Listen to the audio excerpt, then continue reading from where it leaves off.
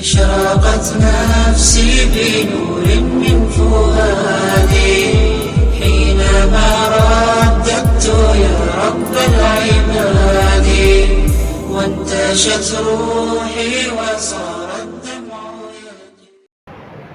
الحمد لله وكفى وسلام على عباده الذين اصطفى أما بعد فأعوذ بالله من الشيطان الرجيم بسم الله الرحمن الرحيم إذ قالوا ليوسف وأخوه أحب إلى أبينا منا ونحن عصبة إن أبانا لفي ضلال مبين اقتلوا يوسف أو اطرحوه أرضا يخل لكم وجه أبيكم وتكونوا من بعده قوما صالحين. وقال النبي صلى الله عليه وسلم إن الحسد يأكل الحسنات كما تأكل النار الحطب أو كما قال صلی اللہ علیہ وسلم.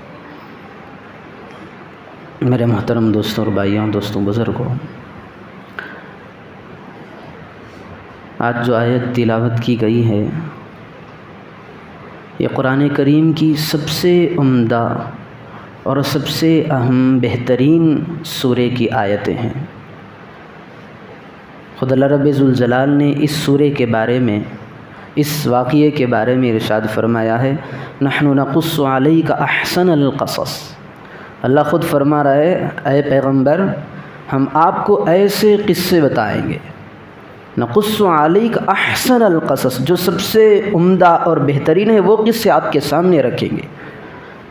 یوں تو قرآن کریم کے اندر بہت سارے صورتیں ایسی ہیں جو بہت مزیدار قسم کی ہیں، لیکن نمایاں طور پر جو صورت ہمیں ملتی ہے جس کے اندر اللہ رب ذوالجلال نے بہت ساری چیزوں کو امت کو سمجھایا ہے، سورہ یوسف ہے. اس کے اندر بہت ساری چیزیں ہیں، حکمت کی باتیں ہیں، باریکیاں ہیں، عورتوں کی مکاریوں کا تذکرہ ہے، پھر جلنے والوں کے جلن اس کا علاج کا تذکرہ ہے، بہت ساری چیزیں ہیں. تو اللہ رب ذوالجلال نے ان آیاتوں کے اندر ارشاد فرمایا ہے جو ابھی تلاوت کی گئی ہیں. میں واقعی کی تفصیل میں جانا نہیں چاہتا، جو جس آیت کے اندر جو سبق ہمیں اس کو بتا کر کے آگے نکلنا چاہتا ہوں. اللہ رب ذوالجلال نے سورہ یوسف کے اندر اس آیتوں کے اندر ارشاد فرما رہا ہے کہ اللہ رب ذوالجلال حضرت یوسف علیہ السلام کو جب پیدا کیا، ان کے باپ حضرت یعقوب علیہ السلام تھے.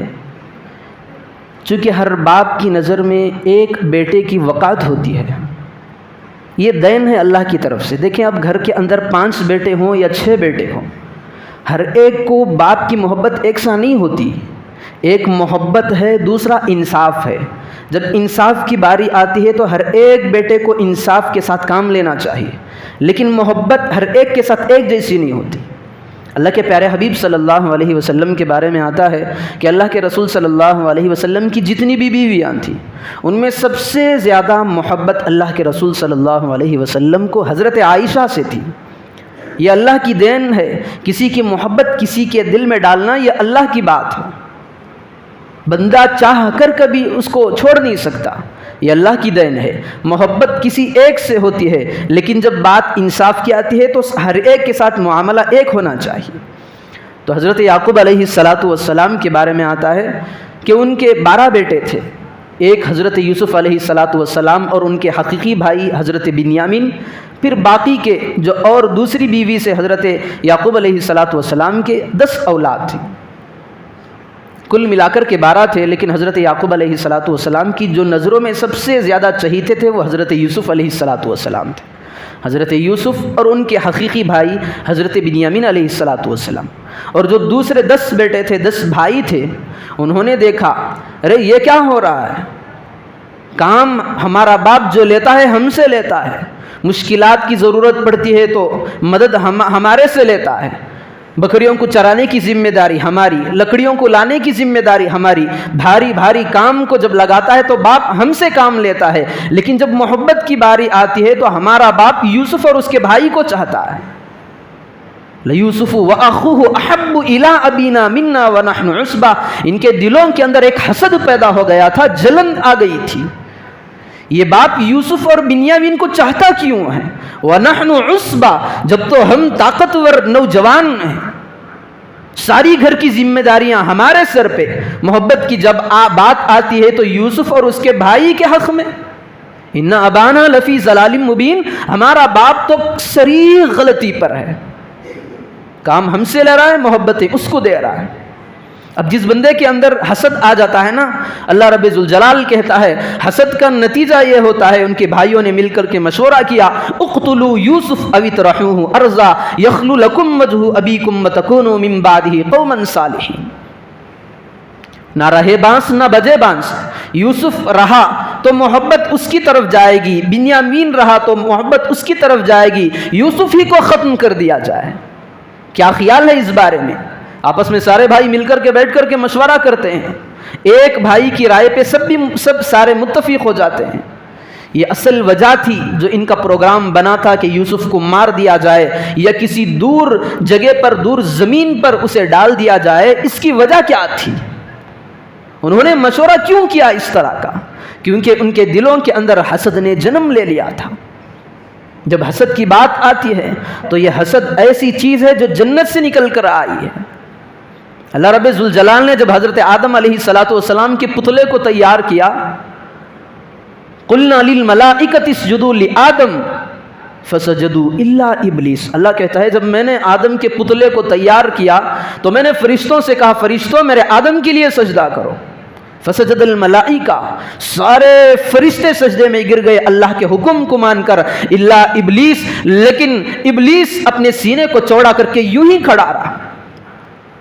اللہ نے پوچھا ارے بدتمیز، ما منعک اللہ تسجد لما خلقت بیدی، تو سجدہ کیوں نہیں کر رہا ہے؟ میں نے تو اس سے اپنے ہاتھ سے بنایا ہے. تو اللہ سے کہتا ہے خلقتنی من نار وخلقتہ من طین، اللہ تو نے مجھے پیدا کیا آگ سے، اس کو آدم کو پیدا کیا مٹی سے، آگ کیا اس کے سامنے جھکے گی؟ تو وہیں سے حسد پیدا ہو گیا تھا اس کے دل میں، تو اللہ رب ذوالجلال نے اسے راندہ درگاہ کر دیا. تو یہ حسد ایسی خطرناک بیماری، ایسی خطرناک چیز ہے جو دنیا میں سب سے پہلے قتل ہوا ہے، سب سے پہلے بڑا گناہ ہوا ہے، اس کا ذریعہ یہی حسد ہے. حسد اب کیا کام دیتا ہے؟ حسد اگر ماں بہنوں کے اندر آ جاتا ہے تو قطع تعلق کا سبب بن جاتا ہے، بھائیوں میں آ جاتا ہے تو نفرتوں کا شکار بن جاتے ہیں، اگر دوستوں میں آ جاتا ہے تو قتل و غارت گیری کی نوبت آ جاتی ہے. حضرت آدم علیہ السلام کے بیٹے حابیل و قابیل کا تذکرہ اللہ رب ذوالجلال نے کیا ہے. جو حابیل تھا، نیکوکار تھا، صالح تھا، اس کا قتل کیوں ہوا ہے؟ یہ دنیا کے اندر سب سے پہلا قتل ہوا ہے. حابیل جو تھا بہت ہی نیک تھا، شریف النسل تھا، شریف طبع تھا، لیکن اس کا جو بھائی تھا قابیل، اس کے اندر حسد نے جنم لے لیا تھا. اس نے سوچا کہ یہ رہے تو رہے، اگر یہ رہا تو میں فلانے لڑکی سے میرا نکاح نہیں ہو سکتا، تو اس کو مار دیا. تو اللہ کے رسول صلی اللہ علیہ وسلم نے فرمایا ان الحسد یأکل الحسنات کما تأکل النار الحطب. حسد ایک ایسی چیز ہے کہ نامہ اعمال کے اندر کوئی بھی چیز باقی نہیں رہتی. جس طرح چولہا جلتا ہے، چولہا جلانے والے لکڑیوں کو لے جا کر کے اندر ڈالتے ہیں تو کیا ہوتا ہے؟ آگ جلا کر کے خاک کر دیتی ہے تمام لکڑیوں کو. اسی طرح اللہ کے پیارے حبیب صلی اللہ علیہ وسلم نے فرمایا جس دل کے اندر حسد ہوتا ہے، کینہ ہوتا ہے، اس دل کے اندر کوئی خیر کی بات نہیں رہتی، باقی نہیں رہتی، کیونکہ وہ حسد ساری چیزوں کو کھا جاتا ہے. اللہ کے پیارے حبیب صلی اللہ علیہ وسلم کی تعلیمات بہت پڑی ہوئی ہیں کہ حسد ایسی خطرناک چیز ہے کہ آدمی کو راتوں کی نیند اڑا دیتی ہے. اللہ رب ذوالجلال نے مجھے کچھ مال دیا ہے، کچھ مرتبہ دیا ہے، شہرت دی ہے، عزت دی ہے، رتبہ دیا ہے، اس کا مطلب یہ نہیں کہ اللہ دوسروں کو نہ دے. حسد کا کھلا ہوا صاف معنوں میں مطلب یہ ہے کہ اللہ کے دین پر انگلیاں اٹھانا، اللہ کی تقسیم پر اعتراض کرنا، اللہ کی تقسیم پر اعتراض کر کے اٹھ کر کے کھڑے ہو جانا، اے اللہ تیرا یہ انصاف نا انصافی ہے، تیرا یہ فیصلہ بالکل غلط ہے.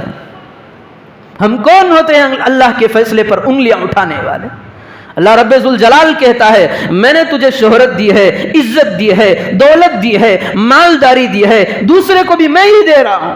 قل اللہم مالک الملک تؤتی الملک من تشاء، جسے میں چاہتا ہوں بادشاہت عطا کرتا ہوں، جسے چاہتا ہوں حکومت سے نوازتا ہوں، جسے چاہے بلندیوں پہ دیتا ہوں، جسے چاہے رفعت اور عظمت والے مقام تک میں پہنچا دیتا ہوں۔ پھر دوسری بات بھی اللہ کہہ رہا ہے وَتَنزِعُ الْمُلْكَ مِمَّن تَشَاءُ، جس سے چاہتا ہوں میں بادشاہت کو چھین لیتا ہوں، حکومت کو واپس لے لیتا ہوں، رتبے کو واپس لیتا ہوں۔ حسد کرنے والا اللہ رب ذوالجلال کے فیصلے پر اعتراض کرنے لگتا ہے کہ اے اللہ تیرا یہ فیصلہ ٹھیک نہیں، جو اللہ مجھے دے رہا ہے وہ اسے کیوں نہیں دیکھے گا؟ مجھے عزت ہے تو مجھے محبوب ہے، اور ان کی عزت ہمیں محبوب نہیں ہے۔ میں سکی سے جی رہا ہوں، میرا بھائی سکی سے جی رہے، یہ ہمیں پسند نہیں ہے۔ امام بیہقی رحمۃ اللہ علیہ نے حضرت انس بن مالک رضی اللہ عنہ کی روایت کو بیان کیا ہے۔ حضرت انس بن مالک رضی اللہ عنہ کہتے ہیں کہ میں اللہ کے نبی صلی اللہ علیہ وسلم کی بارگاہ میں بیٹھا تھا، میرے ساتھ عبداللہ بن عمر رضی اللہ عنہ بھی تھے، ہم دونوں اللہ کے نبی صلی اللہ علیہ وسلم کے سامنے بات چیت کر رہے تھے، گفتگو کر رہے تھے، ہم کلام ہو رہے تھے، بات کرتے رہے۔ اللہ کے نبی صلی اللہ علیہ وسلم نے فرمایا اب تمہارے درمیان میں ایک بندہ ایسا آنے والا ہے، تو حضرت انس بن مالک رضی اللہ عنہ نے پوچھا من ہوا یا رسول اللہ، اے آقا وہ بندہ کون ہے؟ تو اللہ کے پیارے حبیب صلی اللہ علیہ وسلم نے فرمایا ہوا من اہل الجنہ، وہ جنت والوں میں سے ہوگا، وہ جنتی ہوگا۔ تھوڑی دیر کے بعد دیکھا کہ ایک صاحب آئے، جیسے ہی دروازہ کھولا ان کے چہرے پر وضو کے آثار نظر آ رہے تھے، ان کے داڑھیوں سے پانی کے قطرے ٹپک رہے تھے، دیہات کے تھے، یعنی دیہاتی ٹائپ کے تھے۔ اپنے چپل کو اپنے بغل میں رکھ کر کے اندر داخل ہوئے۔ حضرت انس بن مالک رضی اللہ عنہ کہتے ہیں کہ ہم دیکھتے رہ گئے، یہ وہی بندہ ہے جس کے بارے میں اللہ کے رسول صلی اللہ علیہ وسلم نے جنتی ہونے کی بشارت دی ہے۔ پھر اللہ کے نبی صلی اللہ علیہ وسلم کے پاس آئے، گفتگو ہوئی ان دونوں صاحبان کی، اللہ کے نبی صلی اللہ علیہ وسلم سے یہ کچھ پوچھ رہے تھے، اللہ کے نبی بتا رہے تھے، گفتگو کے بعد یہ اٹھ کر کے چلے گئے۔ پھر ٹھیک اسی وقت پر بیائنی ہی وہی وقت تھا جو کل کا دن تھا، ہم اللہ کے نبی کے پاس ہم دونوں ہی بیٹھے تھے، میں اور عبداللہ بن عمر رضی اللہ عنہ۔ پھر اللہ کے نبی صلی اللہ علیہ وسلم ہم سے بات کر رہے تھے، پھر اللہ کے نبی نے کہا آج تمہارے پاس ابھی ایک بندہ آنے والا ہے جو جنتیوں میں سے ہوگا۔ پھر ہم دیکھتے رہ گئے، اللہ کے نبی نے کل بھی کہا تھا، آج کون ہے ہم دیکھیں، ہماری نگاہیں اس کو تکتی رہی، دیکھا وہی شخص آیا جو کل کے دن آیا تھا، نہج بھی وہی تھا، جو شیپ کل لے کر آیا تھا آج بھی وہی ہے، انداز بھی وہی دے، جس طرح کل انٹری ہوئی تھی آج بھی وہی انداز سے داخل ہو رہا ہے۔ وضو کے اثرات نظر آ رہے ہیں، قطرے ٹپک رہے ہیں، ہاتھ میں چپل ہے، بغل میں دبائے ہوئے اندر داخل ہو رہا ہے۔ پھر آ کر کے اللہ کے نبی صلی اللہ علیہ وسلم سے گفتگو ہوئی، اللہ کے نبی صلی اللہ علیہ وسلم بات چیت کرنے کے بعد پھر واپس چلے گئے۔ پھر تیسرا دن آیا، ہم دونوں اسی طرح اللہ کے نبی صلی اللہ علیہ وسلم کے پاس باتیں کر رہے تھے، بیائی نہیں وہی وقت تھا، ٹائم وہی تھا۔ اللہ کے نبی صلی اللہ علیہ وسلم نے کہا اب تمہارے درمیان ایک ایسا شخص داخل ہوگا جو جنت والوں میں سے ہوگا۔ ہم نے سوچا کہ 2 دن تو گزر گئے، وہی بندہ آتا رہا، آج دیکھیں کون آئے گا۔ دروازہ کھول کر دیکھا تو وہی صاحب پچھلے جو 2 دن تھے، 2 دن سے آ رہے تھے، وہی آج بھی داخل ہو رہے ہیں۔ پھر اللہ کے نبی سے ان کی گفتگو، اللہ کے نبی صلی اللہ علیہ وسلم چلے گئے۔ حضرت عبداللہ بن عمر رضی اللہ عنہ کہتے ہیں ہم دونوں کو اس پر بہت رشک آیا، حسد نہیں رشک، یہ کون سے اعمال کرتا ہے اللہ کے رسول صلی اللہ علیہ وسلم نے جسے جنتی ہونے کی بشارت دی ہے، جس کے بارے میں اللہ کے رسول صلی اللہ علیہ وسلم کی زبان سے نکل جائے کہ یہ جنتی ہے تو اس کی موجیں لگ جاتی ہیں۔ اسے اور کیا چاہیے جس کے بارے میں اللہ کے نبی نے دنیا کے اندر جنتی ہونے کی بشارت دے دی ہے۔ حضرت عبداللہ بن عمر کہتے ہیں کہ میں اس کے پیچھے پیچھے ہو گیا، میں معلوم کروں کہ اس کا کون سا وہ عمل ہے جس کی بنیاد اور بیس پر اللہ کے نبی صلی اللہ علیہ وسلم نے اسے جنتی ہونے کی بشارت دی ہے۔ اب راستے میں نکل رہے تھے، وہ صاحب پیچھے پیچھے حضرت عبداللہ بن عمر بھی نکل گئے، پکڑ لیا ان کو، بھائی میں آپ کے گھر 3 دن کا مہمان رہوں گا، بڑا تعجب ہوا، مہمان تو دور و دراز سے آتا ہے، یہ تو محلے کے آس پاس کے محلے والے ساتھی دوسرے کا مہمان بن رہا ہے۔ تو وہ صاحب نے کہا دیکھیں میں بیچارہ غریب سا آدمی ہوں، آپ میرے مہمان بن جائیں تو جو میں روٹی کھاؤں گا آپ کو بھی وہی کھانی پڑے گی، جس بوری اور بستر پر میں سوؤں گا آپ کو بھی اسی پر سونا پڑے گا۔ حضرت عبداللہ بن عمر رضی اللہ عنہ نے کہا جو تمہارا دل چاہے، تم جو کھاؤ گے میں بھی کھاؤں گا، تم جہاں سو گے میں بھی وہاں سوؤں گا، تم جہاں رکھو گے میں وہی رہوں گا۔ لے کر کے گئے۔ اب حضرت عبداللہ بن عمر رضی اللہ عنہ گئے کیوں تھے؟ کیونکہ صحابہ رضی اللہ عنہ کے اندر ایک دلچسپی تھی، ایک ان کے اندر کڑن پیدا کر دی تھی۔ اللہ رب ذوالجلال نے کون سا عمل وہ ہے جس کی بنیاد پر اللہ کے رسول صلی اللہ علیہ وسلم نے اسے جنتی ہونے کی بشارت دی ہے۔ ہماری طرح کے سست تو نہیں تھے، ہزار بات چیتیں سنتے ہیں، بیانات سنتے ہیں، احادیث سنتے ہیں، قرآن کریم کی آیات کی تفسیرات سنتے ہیں، لیکن ٹس سے مس نہیں ہوتے۔ گویا کہ جو ہمارا یہاں پر بیٹھنا ایک نظام الاوقات کا ایک حصہ بن چکا ہے کہ رمضان آتا ہے کہ ہم تو تفسیر کرتے ہیں، آپ حضرات بیٹھتے ہیں، آپ بھی چلے جاتے ہیں، ہم بھی چلے جاتے ہیں، پھر دوسرے سال رمضان آتا ہے، پھر بیانات کی بھرمار لگ جاتی ہے۔ لیکن صحابہ کا ایسا مزاج نہیں تھا۔ صحابہ کا جو مزاج تھا، اگر اللہ کے نبی صلی اللہ علیہ وسلم کوئی بات بتا دیتے تو جب تک عمل ان پر ان کا نہیں ہوتا تب تک ان کی زندگیوں کے اندر انہیں چین نصیب نہیں ہوتا۔ ایسا درد ان کے دلوں کے اندر اللہ نے پیدا کر دیا تھا خیر کے کام والے باتوں کا۔ حضرت عبداللہ ابن عمر رضی اللہ عنہ ان کے پیچھے چلے گئے، دونوں یہ صاحب گھر کے اندر گئے، وہ مہمان ہیں، ایک میزبان ہے۔ حضرت عبداللہ ابن عمر رضی اللہ عنہ نے ایک رات ان کے گھر کے اندر گزارا۔ رات میں نیند نہیں آ رہی حضرت عبداللہ بن عمر رضی اللہ عنہ کو، جو اوڑھنے والی چیز ہوتی ہے اس کو اوڑھ کر کے دیکھ رہے ہیں اب یہ صاحب اٹھیں گے، تہجد پڑھیں گے، پتہ نہیں ان کی کون سی دعائیں ہوں گی، کون سی وہ ادائیں ہوں گی جو اللہ کی بارگاہ میں مقبول ہو گئی ہوں گی، جن کی بنیاد پر یہ فضیلت انہیں حاصل ہے۔ حضرت عبداللہ بن عمر رضی اللہ عنہ کہتے ہیں کہ ایک رات میں سویا، وہ صحابی کو چھپ چھپ کر کے دیکھتا رہا، کوئی نہیں، میں تو تہجد کے لیے اٹھا پر وہ نہیں اٹھ رہے۔ حضرت عبداللہ کہتے ہیں میں خیر کے کاموں میں ان سے آگے میں ہوں، میں صدقات خیرات ساری نفل عبادتیں کرتا ہوں، وہ تو سو رہے ہیں، تہجد بھی نہیں پڑھ رہے۔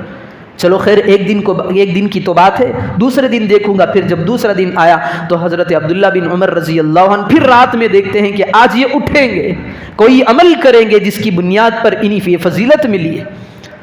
تو حضرت عبداللہ بن عمر رضی اللہ عنہ کہتے ہیں دوسری رات ہے، پھر وہی انداز، رات میں آئے جلدی سے سو گئے، پھر صبح جیسے ہی فجر کی اذان ہوئی اس وقت اٹھے۔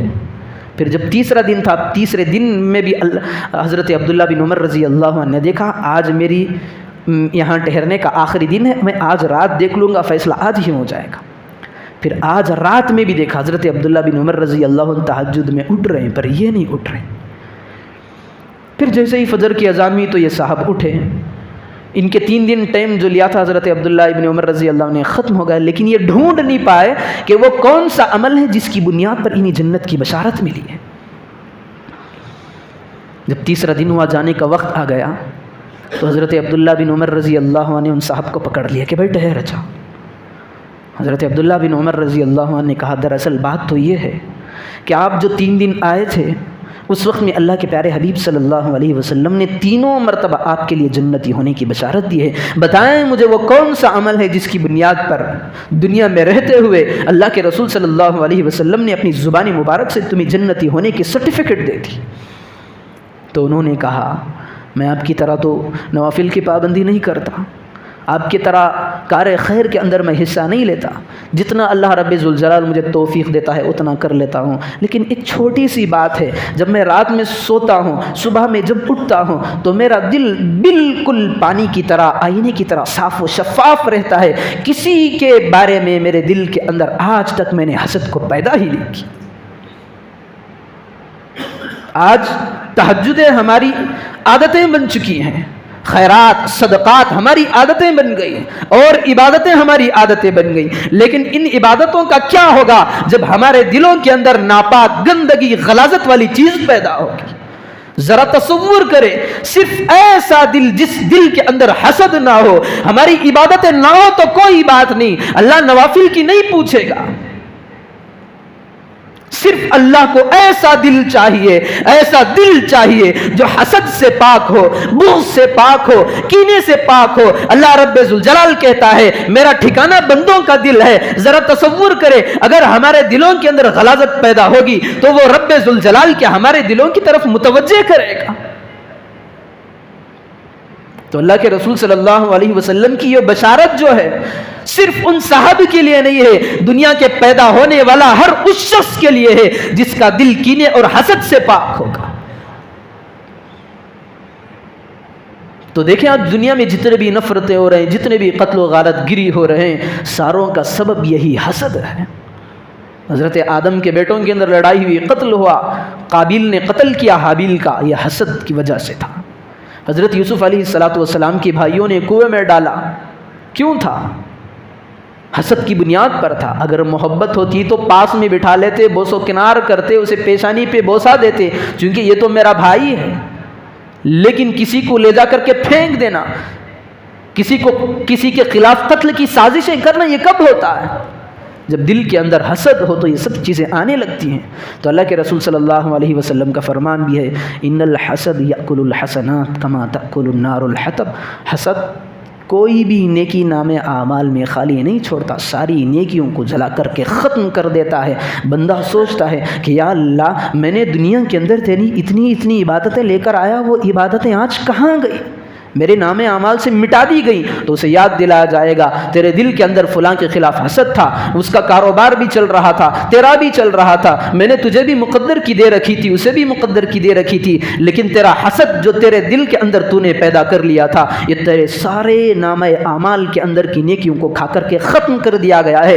دیکھنے میں تیری نظر میں دنیا کے اندر تیرا نام اعمال تجھے بھرتی نظر آ رہا تھا، فل نظر آ رہا تھا، تو سمجھتا تھا کہ میری عبادتیں بہت ہیں، لیکن قیامت کا جب منظر ہوگا، آنکھ کھلے گی تو دیکھا جائے گا کس بندے کے پاس کون سا عمل اس کے نامہ اعمال میں باقی رہے گا، سارے نامہ اعمال ختم ہو جائیں گے۔ تو آج کی جو آیتیں تھیں اس کا یہی پیغام ہے کہ دلوں کے اندر سے مختصر سی زندگی ہے، حسد لے کر کے ہم کیا کریں کسی کے بارے میں؟ اللہ مجھے بھی دے رہا ہے، چونٹیوں کو کھلا رہا ہے، پرندوں کو کھلا رہا ہے، 18,000 مخلوقات، یہ متعین نہیں ہے جو ہم کہتے ہیں 18,000، اللہ رب ذوالجلال کی جو مخلوق ہے ہزاروں کی تعداد میں ہے، لیکن روایتوں کے اندر جو زیادہ مقدار آتی ہے زیادہ تو اس کی 18 مقدار ملتی ہے، تو اسی وجہ سے کہا جاتا ہے کہ اللہ کی 18,000 مخلوقات ہیں، ورنہ کہ اللہ کی مخلوقات کی کوئی تعداد متعین نہیں ہے۔ اللہ رب ذوالجلال چیونٹی کو کھلا رہا ہے، موذی جانوروں کو کھلا رہا ہے، انسان کو نہیں کھلائے گا، جبکہ انسان کے بارے میں کہا وَلَقَدْ كَرَّمْنَا بَنِي آدم، ہم نے تمام مخلوق میں سب سے زیادہ اعظم، اکرم، معظم بنایا ہے جسے، تو وہ انسان کو بنایا کہ اللہ ہمیں بھول جائے گا، تو خواہ مخواہ کی حسد اپنے دلوں کے اندر ہم کیوں رکھیں؟